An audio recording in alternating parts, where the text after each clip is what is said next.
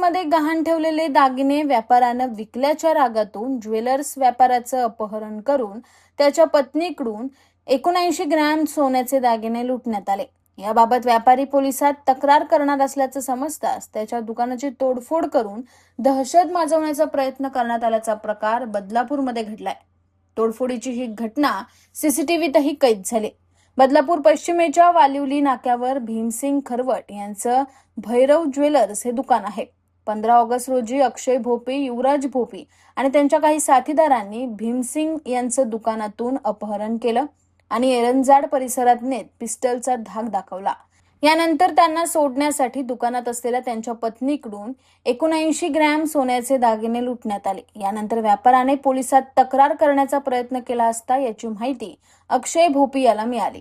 त्यामुळे त्याने पुन्हा 25 ऑगस्ट रोजी भीमसिंग हा दुकानात असताना काही गावगुंडांना पाठवून त्यांच्या दुकानाची तोडफोड केली आणि दहशत माजवण्याचा प्रयत्न केला। हा सगळा प्रकार सीसीटीव्हीतही कैद झाला। या प्रकरणी बदलापूर पश्चिम पोलीस ठाण्यात खंडणी, मारहाण आणि आर्म्स ऍक्ट नुसार गुन्हा दाखल करण्यात आल्याची माहिती वरिष्ठ पोलीस निरीक्षक किशोर शिंदे यांनी दिली आहे। तर यातील 2 आरोपींना उल्हासनगर गुन्हे शाखेनं बेड्या ठोकल्याची माहिती गुन्हे शाखेचे वरिष्ठ पोलीस निरीक्षक राजेश गझल यांनी दिली आहे।